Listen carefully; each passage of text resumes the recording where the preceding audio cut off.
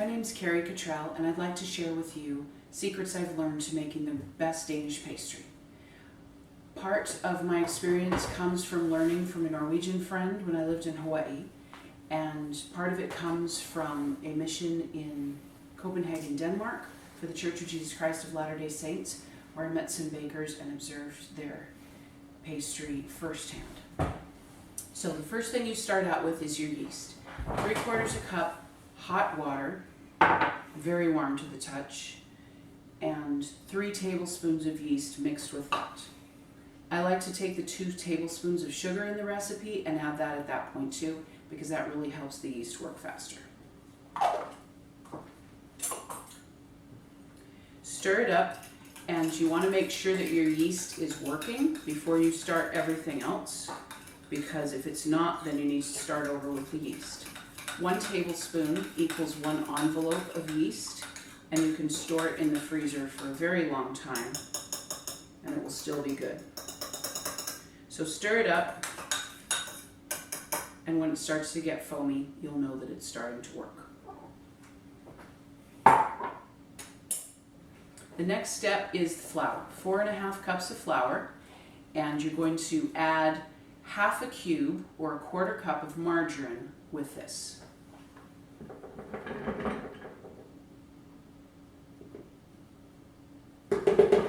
One of the rules to making this pastry well is to never use butter in the actual dough. Margarine works better, otherwise you get crackers. So turn your mixer on and blend the flour and the margarine together until they're crumbly.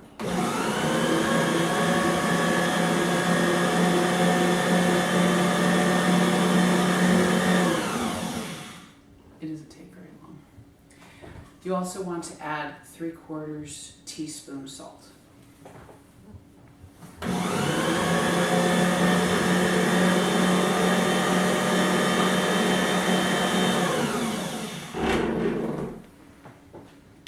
Okay, if you can see the yeast, it's started to get a little foamy on the top, which means it's working, and it will help your dough raise. All right, the next step is 1/2 cup of cream and 1/2 cup of water. Or if you don't have cream, you can also use milk, 1 cup of milk total. Add 2 eggs. And your yeast. Make sure to get as much of that as possible.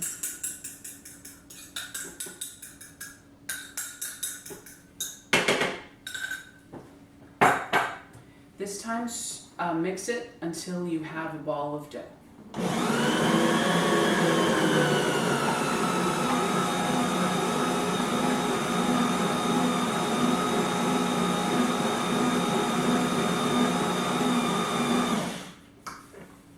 Okay, the next step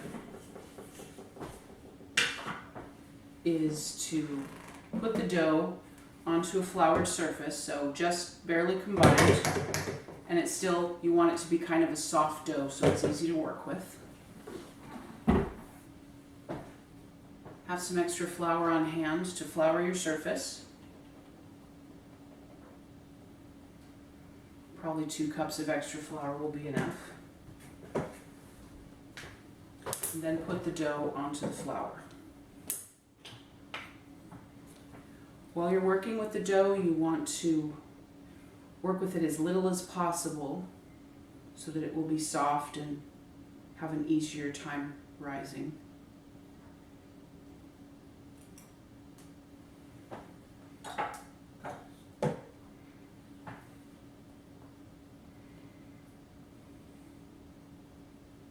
The next step after we put the dough onto the flour is to roll it out. Very smoothly, very softly, to about an 18-inch by 12-inch square.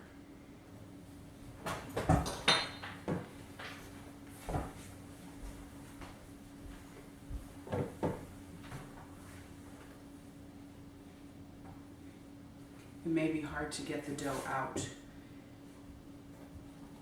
but that's okay. You'll be adding other things to the dough before it's final.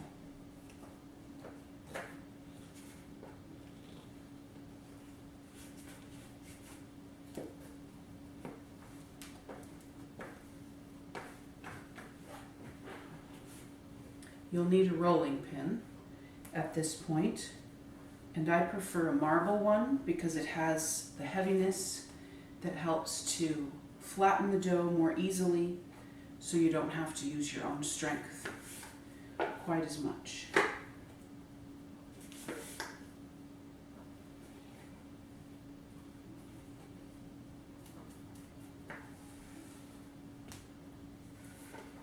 Okay. Almost done.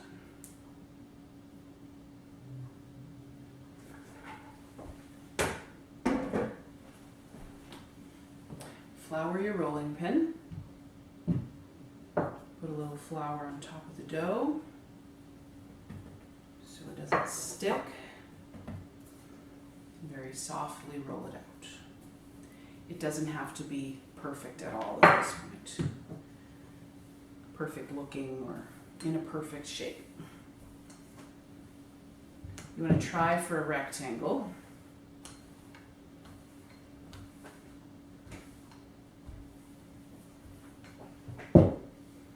As you'll be folding the dough.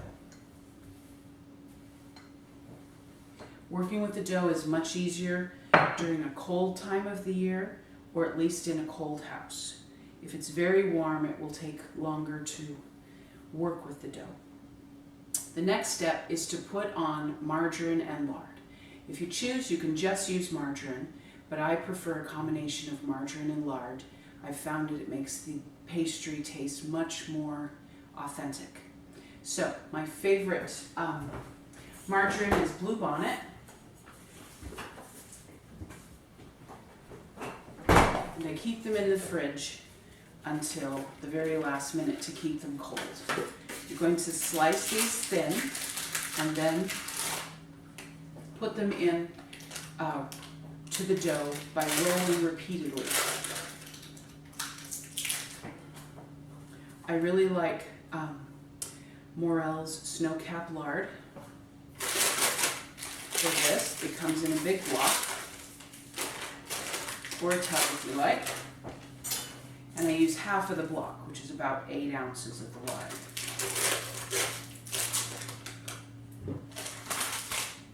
And I use 1.5 cubes of Blue Bonnet margarine. Now you want to slice these thin and place them all over the dough.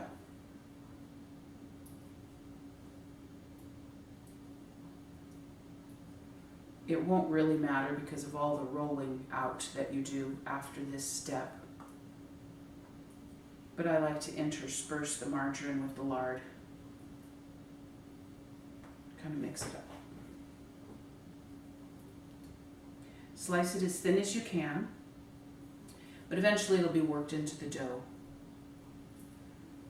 And we'll make it nice and flaky, as well as taste good.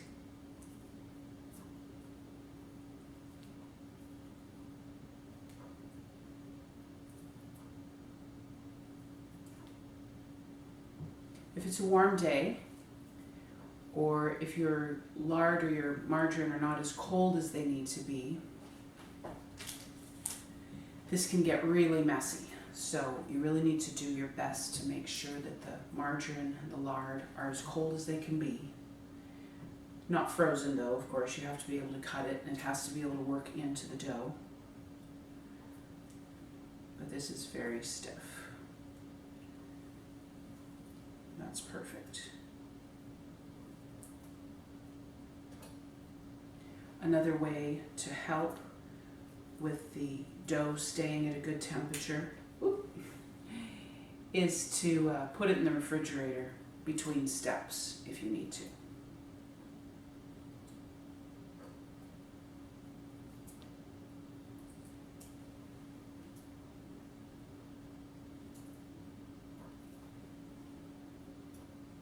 I'm just using a butter knife. You can use any knife you're comfortable with, but the lard is very hard, so it goes into the, you have to press kind of hard with the knife. This is a step, though, that your children can help you with if they'd like to.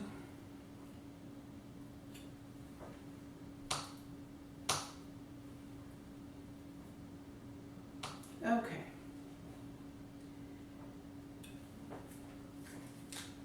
The trick I found to make it more authentic is really adding more of this margarine and lard than I previously had.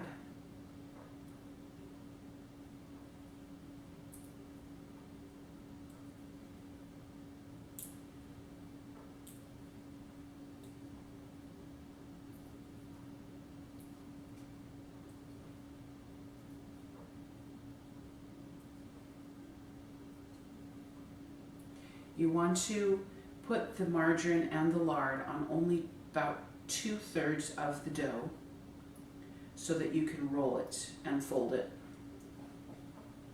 and it will stay in place. Okay, take the section that does not have any on it and roll it over towards the middle.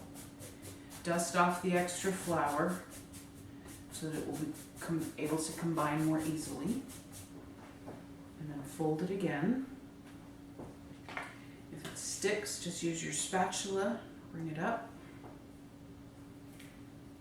And again, brush off the extra flour so that it will combine more easily. You need the flour to keep it from sticking to the counter, but it won't stick to itself if you keep too much flour on. Okay, so now after you've got the first section done, you roll it towards the middle, again dusting off the extra flour, and fold the other side in this way. Try not to let any of the margarine or the lard peek through, but if they do, it'll be fine. Okay, spread out your surface again, and now start to roll. Roll it out 3 times. The first 2 times will be to an 18-inch by 12-inch rectangle. And the final time will be an 18-inch by 18-inch rectangle, which will then allow you to make your pastries. These don't have to be exact. Your rolling pin is about 12 inches, so 12 and a half here, 12 and a half rolling pins there. Bring this side in. Each time between rollings, roll it back into thirds. Dust off the extra flour. Flour your area, and start again. That was our first time. This is the second. Like I said, try to work with the dough as little as possible to keep it nice and soft.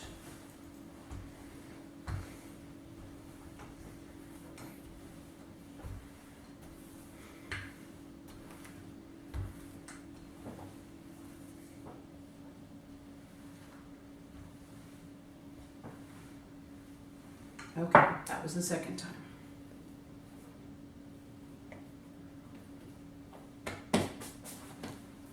Okay, now on this, the third and last time, make sure you have lots of flour underneath because we'll be cutting it into thirds and forming the pastries.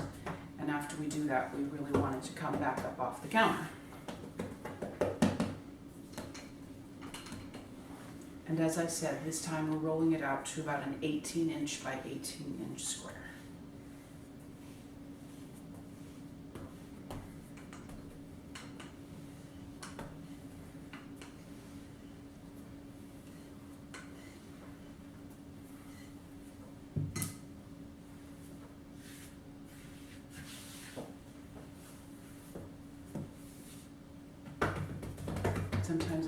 dough over so that it won't stick as badly to the surface.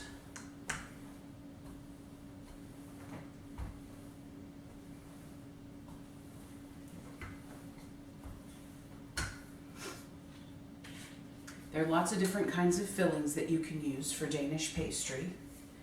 The most traditional is an almond paste, very similar to marzipan, but it has less sugar. If you do have to use marzipan, I wouldn't add any extra sugar, maybe just the egg white. So the recipe for the almond paste filling is 1/2 cup of almond paste with 1 egg white and 1 cup of sugar.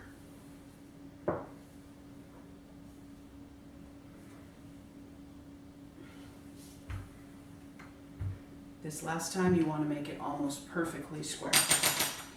Okay, take a cutting utensil. I like this kind of a spatula, a butter knife will work, and cut it into thirds.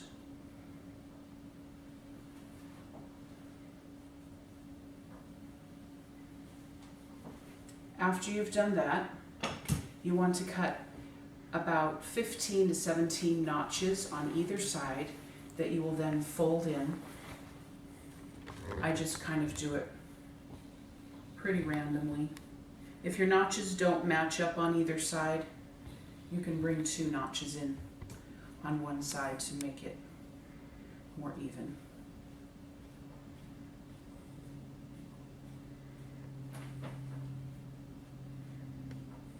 Sometimes you can cut two sides at once.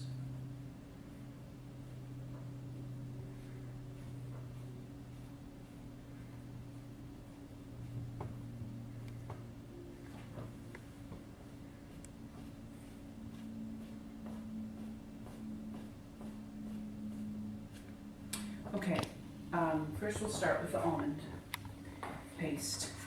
The recipe that I gave you is good for 3 pastries, but today I'll just use part of it for 1. Spread the filling down the middle. You want to leave about a 2-inch space in the middle for the filling so that it won't leak out onto the pan. And just gently spread it down the middle. Almond paste can be found in most grocery stores next to the pie fillings in the baking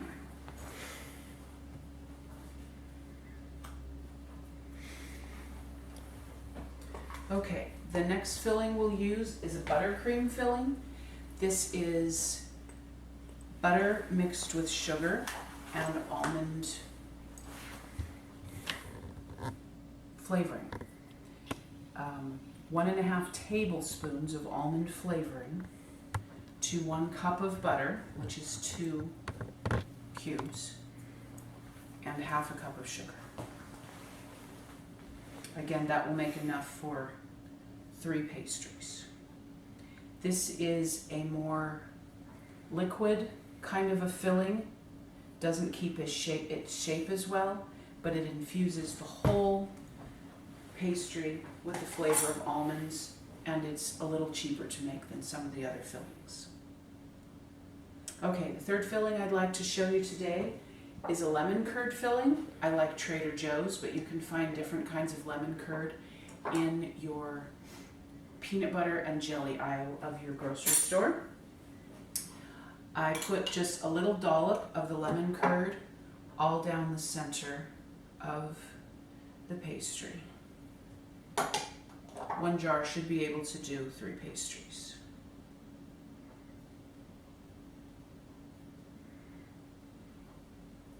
Spread it thin, and then add some cream cheese.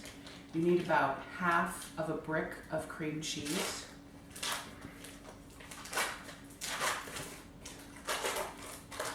For each pastry.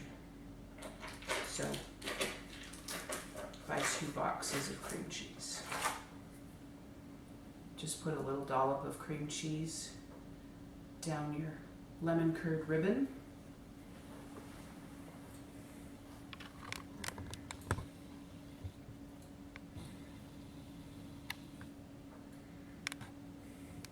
And you can add as much or as little of these ingredients as you like, depending on your tastes.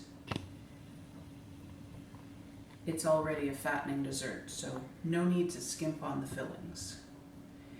As these pastries bake, they will expand, and so even though it looks like there's a lot of filling inside of them, it goes throughout the whole pastry.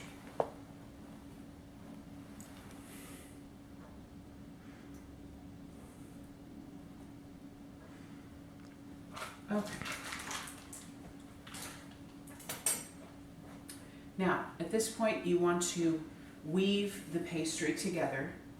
Fold down the top of the pastry and bring each notch in from either side, and alternate bringing them towards the middle.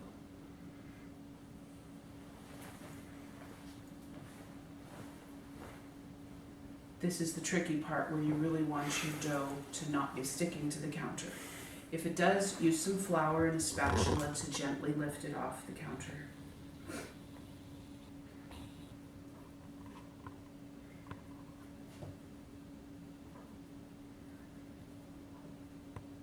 Okay, and then tuck in the ends at the end and fold the bottom under. Continue the process with all of the different pastries. This makes 3 large pastries.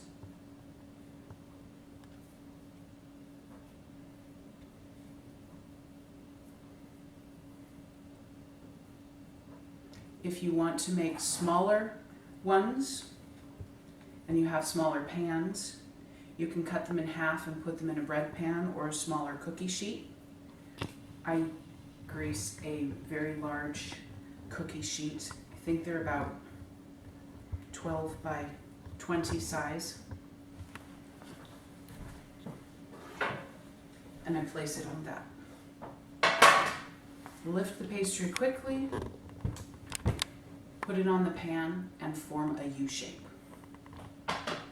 Some of the options you have are to scramble up some raw egg and brush that over the top of the pastry.